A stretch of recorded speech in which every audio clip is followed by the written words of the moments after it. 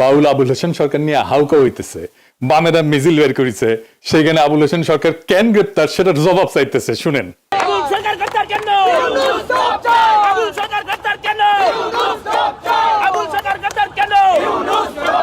তো কেন গ্রেপ্তার করছে এটা তো পুলিশকে জিজ্ঞেস করলেই হয়। হাসিনার পুলিশ তো না, জবাব দিয়ে দিবে। মিছিল করে জবাব চাইতে হবে কেন? আচ্ছা, সে কি কি বলছে জানেন? শুনিছেন? আচ্ছা, আমরা একটু শুনি কেন গ্রেপ্তার করা হয়েছে, এখানে তার জবাবটা আছে, শুনেন। আর যদি তুমি না থাকে, আল্লাহ এক আল্লাহ হয়, তাহলে দরবার থেকে খেলাফত দিলে দরবারের যে কম পড়ে না, আরো বাড়ে। তোমার মতো আরো 10টা 20টা আল্লাহ, 200-400 আল্লাহ যদি আরো বানাই দিতে, তাহলে তোমার আরো দাম বাড়তো। এটা তুমি করলে না, এত বুঝো তা তো বুঝো না। আল্লাহর কথার কোনো গো আমার আমি কিছুই পাই না। মাথা কোনটা গোয়া কোনটা এটা আমি পাই না। কেন পাই না? এই যে একটা কথা বলছে, আওয়ালু মা খালাকুল্লাহে ইশক, প্রথম সৃষ্টি ইশক। আওয়ালু মা খালাকুল্লাহে মিন নূরি, নূর, প্রথম সৃষ্টি নূর। আওয়ালু মা খালাকুল্লাহে আরশ, প্রথম সৃষ্টি আমার আরশ। দেখেন, আওয়ালু মা খালাকুল্লাহে রূহ, প্রথম সৃষ্টি আমার রূহ। কয়টা হয়েছে? এক মুখ আছে, দুই কথা কয়। হ্যাঁ, মুখ কয় না হুক কয়? এক মুখে দুই কথা কইলে হ্যাঁ মুখ থাকে, হ্যাঁ তো মুখ থাকে না, তো হুক হয়ে যায়। তাল্লাই যে কইল প্রথম সৃষ্টি আমার ইশক, প্রথম সৃষ্টি আবার কয় আমার আরশ, প্রথম সৃষ্টি আবার কয় নূর, প্রথম সৃষ্টি আবার কয় রূহ। আল্লাহ এক মুখে যে এত কথা কয়, আল্লাহর মুখ কয়টা? খালি কয়টা না, ওটা মুখ না হু। সেটা হলো একটা দাড়ির মধ্যে 70 জন করে ফেরেস্তা। তুমি প্রত্যেকদিন ফেরেস্তা গো গোয়া কাইটে ভালাও। শুনেছেন তো? এখন এই বাউলের মুক্তি চাইতেছে, অন্যদের ব্যাপারে কথা নাই। ওইখানে ফরাদ ভাই গেছেন, আপনারা জানেন উনি আমার মুরব্বী আর গুরুজন। উনি ওইখানে গেলে আমরা তো দমে যাই, কিছু কইতে পারি না। ফরাদ ভাই, আপনি নিজেই একটা ইনস্টিটিউট, আপনার ওদের মিছিলে তো যাওয়ার দরকার নাই, তাই না? আপনি একা বক্তব্য দিয়ে প্রতিবাদ করেন। এই সমস্ত গান্ধা বামেদের কাছে যে আপনি দাঁড়াইলে তো মুশকিল আমাদের হয়ে যায়, আমাদের জন্য। ওরা তো আপনাকে কখনো অন করেনি ফরাদ ভাই, করবেও না। হুদাই আপনি ওদের সাথে যাইতেছেন। যাই হোক, ফরাদ ভাই বলছেন যে সব আন্দোলন নাকি আবুল হোসেন ওনার পাশে ছিল। শোনেন ফরাদ ভাইয়ের কথা শোনেন। আবুল সরকার প্রত্যেকটা আন্দোলনের সঙ্গে প্রথম থেকে আমাদের সঙ্গে যুক্ত। তিনি শহীদ মিনারের অনুষ্ঠান থেকে শুরু করে হেন কোনো প্রতিবাদ সভা নাই, এমনকি শাহ আলী দরগায় যখন আপনারা বট গাছ কেটে ফেলেছিলেন, তিনি আমার পাশে ছিলেন। আমরা ফরাদ ভাই আপনার কথা বিশ্বাস করি, কিন্তু আপনার পাশে আপনি ফরাদ ভাই একজন ফ্যাসিবাদের দালালকে, হাসিনা মুজিব পূজারীকে কিভাবে জায়গা দিলেন? সে তো আপনারা স্যাপোটাস করতে আসতেছে। আজ আমরা মুজিব বন্দনার হাসিনা বন্দনা শুনি তার কাছ থেকে। হ্যাঁ, শুনেন। গালি জলদি কইরা যায় তোরা আয়, আয় রে আমার শেখ হাসিনার নাই তোরা আয়, আয় রে আমার শুভ এমপির নাই তোরা আয়। ওই ইতিহাসের রাখাল রাজা, ইতিহাসের রাখাল রাজা বঙ্গবন্ধু নাই। বুঝেছেন তো ফরাদ ভাই, যাকে তাকে আশেপাশে জায়গা দিয়ে না। মাঝে মাঝে আপনি এমন কিছু করেন যে আমরা বিভ্রান্ত হয়ে যাই।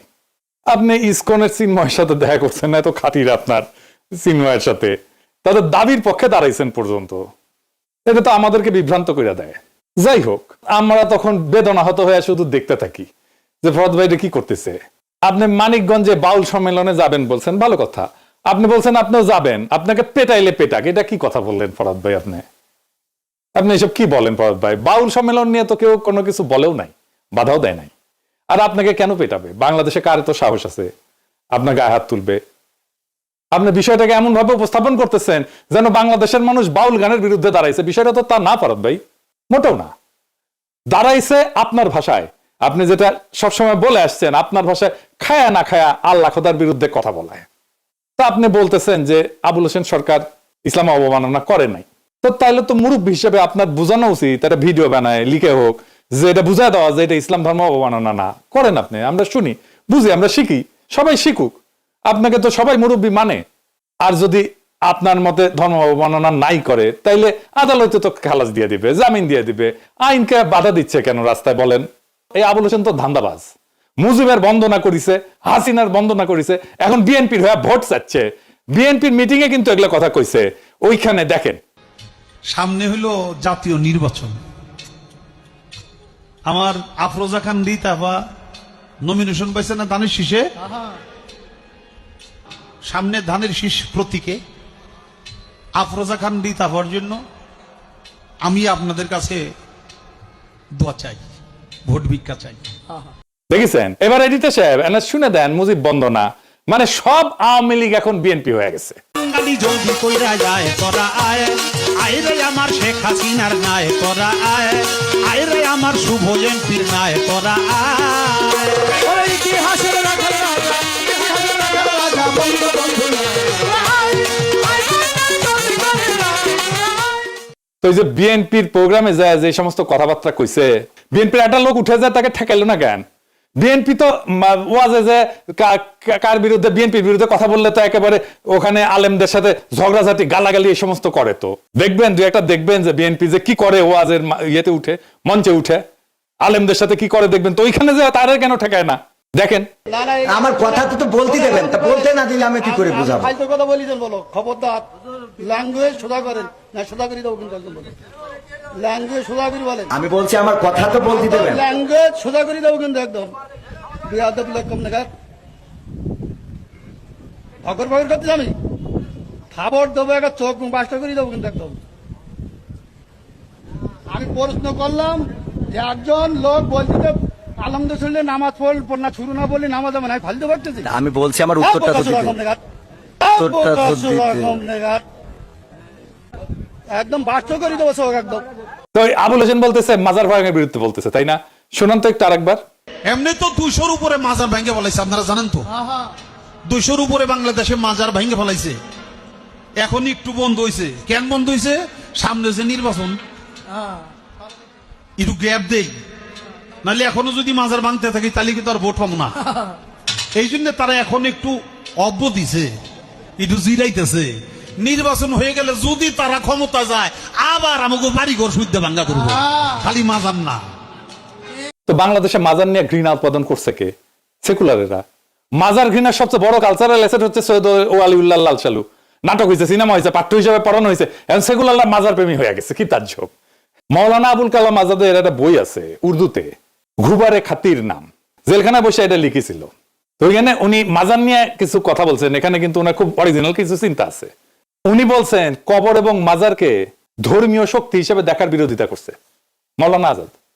উনি বলেন যে ইসলামের মৌলিক বার্তা ছিল তাওহীদ এবং বুদ্ধিবৃত্তি, কিন্তু পরে কিছু মুসলিম সমাজে মৃত ব্যক্তির কবরকে এটার মধ্যস্থতা, বরকত সংগ্রহের স্থান, অলৌকিক শক্তির উৎস বলে গ্রহণ করছে, যা মূলত মূর্তি পূজার আর এক রূপ। তিনি মাওলানা আজাদ এইটাকে ইসলামের বিরুদ্ধে সবচেয়ে বড় বিচ্যুতি হিসেবে দেখছেন। উনি লিখে গেছেন উনি সুফিবাদকে সম্মান করতেন, কিন্তু তার একটা অভিযোগও ছিল। অভিযোগ হচ্ছে সুফিবাদকে মাজার কেন্দ্রিক যাজকতন্ত্রে পরিণত করা হয়েছে। তিনি লিখছেন যে অনেক দরগায় অন্ধভক্তি, করুণার জায়গায় ভয়, যুক্তির বদলে অলৌকিক গল্প, অর্থনৈতিক শোষণ এই সমস্ত প্রতিষ্ঠা পাইছে। এইগুলোকে উনি সামাজিক রোগ বলছেন ওই বইতে। উনি বলছেন যে দরিদ্র অসহায় মানুষের জীবনের বাস্তব সমস্যার সমাধান খুঁজতে গিয়ে মাজারে আশ্রয় নেয়, এবং মাজারের খাদেম এবং পীরেরা এই দুর্বলতার সুযোগ নিয়ে নিজেদের কর্তৃত্ব জাহির করে। উনি বলছেন যে এই ব্যবস্থা মানুষের আত্মমর্যাদা নষ্ট করে, পরনির্ভরতা বাড়ায়, সামাজিক উন্নয়ন থামায় দেয়। তিনি খুব কষ্ট পেয়ে লিখছেন এখানে মুসলিম সমাজ যখন কোরআনের জ্ঞান, বুদ্ধি, বিজ্ঞান, দর্শন এসব থেকে দূরে সরে যায়, তখন মাজার কেন্দ্রিক আধ্যাত্মিকতা সমাজের নেতৃত্ব নেয়। উনি একটা টার্ম ইউজ করছিলেন, জ্ঞানহীনতার রাজত্ব, এই মাজার পূজারে উপহাস করছেন। তিনি আরো বলছেন যে অনেক মাজার দরগা এক ধরনের অর্থনৈতিক কেন্দ্র, ক্ষমতার স্থান, স্থানীয় রাজনীতি নিয়ন্ত্রণের যন্ত্র হয়ে পড়ছিল। তিনি মনে করেন যে ইসলামের সত্যিকারের উদ্দেশ্যকে এটা বিকৃত করে দিচ্ছে। একটা খুব চমৎকার কোটেশন আছে এখানে, মানে আমি বাংলা করে বলতেছি, মানুষ অলৌকিকতার পেছনে ছোটে কারণ সে জ্ঞানের আলোয় চোখ খুলতে ভয় পায়। আর সেকুলারদের কাছে মাজার এত গুরুত্বপূর্ণ হয়ে গেল কেন হইলো জানেন? এটার একটা পলিটিক্যাল কারণ আছে, ভূ রাজনৈতিক কারণ আছে। আসলে মাজার হইলো Indian soft power, Indian cultural icon, তাই সেকুলাররা এটা রক্ষা করতে চায় যে কোনো ভাবে। বামেরা ঠিক এই কারণেই বাংলাদেশের ইসলামকে পীর আউলিয়ার ইসলাম হিসেবে দেখতে চায়। আপনি দেখবেন মুম্বাইয়ের সিনেমাগুলোতে মুসলমান চরিত্র মানে সে মাজারে যায়, দোয়া পড়ে, সুতা বান্ধে, কাওয়ালি গায়। কেন এইটার পিছনে রাজনীতিটা কি? এই যে মুসলমান মানেই মাজারে যাওয়া স্টেরিওটাইপটা হঠাৎ করে সৃষ্টি হয়নি। এটা একটা ঐতিহাসিক, রাজনৈতিক এবং সাংস্কৃতিক নির্মাণ, যার সূত্র 3টা পর্বে। 1940 থেকে 1950-এর দশক, যেখানে সেকুলার ইন্ডিয়া প্রজেক্টকে তারা বাস্তবায়ন করতেছিল। ভারত রাষ্ট্র নিজেকে সেকুলার দেখাতে চাইছিল। তো হিন্দু মুসলমান ঐক্য দেখানোর সবচেয়ে সহজ ভিজুয়াল প্রতীক কি? মাজার, যেখানে ধর্মীয় মিশ্রণ, সঙ্গীত, লোক বিশ্বাস এগুলোকে রাষ্ট্রীয় ঐক্যের সাংস্কৃতিক আইকন করা যায়। ওই সময় যে সমস্ত মুসলমান চরিত্র সিনেমায় আসতো সেগুলো ছিল সুফির মতো, দরগার খাদেম, কাওয়ালি গায়, দোয়া করে, শান্তি আর প্রেম শেখায়। এইটাই ছিল রাষ্ট্রীয় ন্যারেটিভ। মুসলমান সম্প্রদায় একটা মিস্টিক্যাল, স্পিরিচুয়াল এবং নন পলিটিক্যাল। 1938 একটা সিনেমা হয়েছিল ধাত্রীমাতা, দরগা এবং এই মিলনের ভাব নিয়ে। 43 সালে নাজমা বলে আর একটা বিখ্যাত সিনেমা ছিল মুসলিম সমাজের সাংস্কৃতিক আধ্যাত্মিকতা নিয়ে। এখানে মুসলমান মানে কবি, সুফি, অলৌকিক প্রবণ। এরপরে আসে 1960 থেকে 1980 সাল, কাওয়ালির যুগ, বলিউডের বাণিজ্যিক স্টেরিওটাইপ। এই যুগে বলিউড বুঝাইলো যে মাজার, সঙ্গীত এবং কাওয়ালি এটাই হইতেছে হিট ফর্মুলা, ইমোশন, মিউজিক এবং এক্সোটিকনেস। এটাই হচ্ছে মুসলমান পরিচয়। ফলে মুসলমান পরিচয় মানে দরগায় চাদর দেওয়া, কাওয়ালি করা, পীর ফকিরের দোয়া, অলৌকিক সুস্থ হওয়া, সাদা টুপি, আচার আচরণ। এই সময় সবচেয়ে ভূমিকা রাখছে বোম্বাইয়ের ইন্ডাস্ট্রির উর্দুভাষী লেখকেরা, যারা মুসলমানদের নিজস্বতা দেখানোর জন্য সহজ ভিজুয়াল হিসেবে মাজার ব্যবহার করতেন।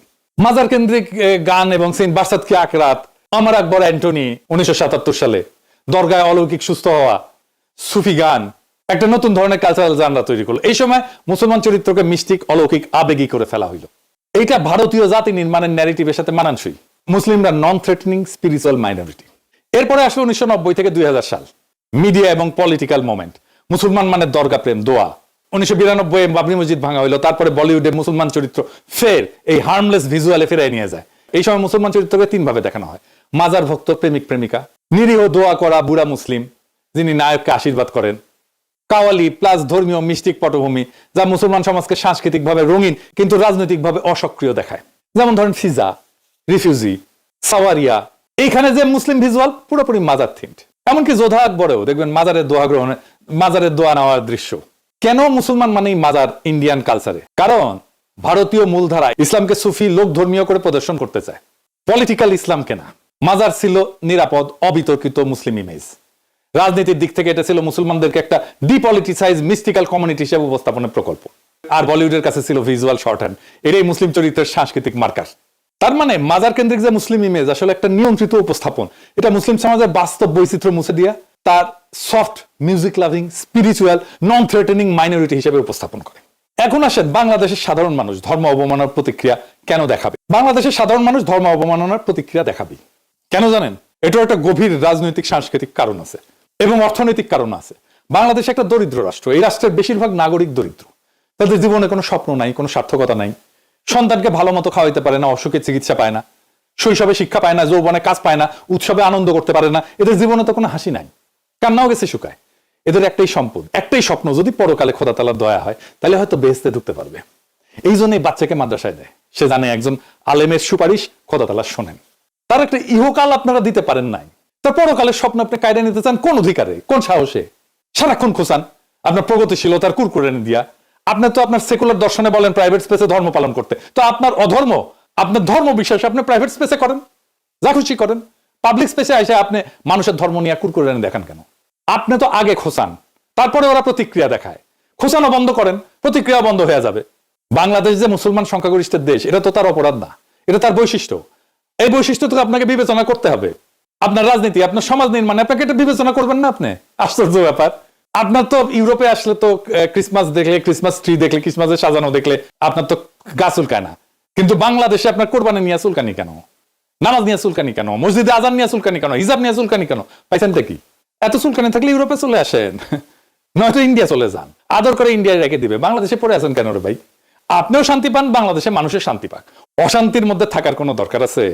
বাংলাদেশকে যদি সত্যিকার অর্থে শান্তিপূর্ণ একটা সমৃদ্ধশালী রাষ্ট্র হিসাবে তৈরি করতে চান, ইনসাফপূর্ণ রাষ্ট্র হিসাবে তৈরি করতে চান, তাহলে আপনাদের এই কুরকুরানি বন্ধ করতে হবে, ইসলাম বিদ্বেষ বন্ধ করতে হবে। তাছাড়া বাংলাদেশ কখনো শান্ত হবে না। এই সহজ সত্যটা মনে রাখবেন, তাহলেই আগামীর বাংলাদেশ আপনি ঠিকঠাক করতে পারবেন। সেই বাংলাদেশ গড়ার অপেক্ষায় থাকলাম। ইনকিলাব জিন্দাবাদ।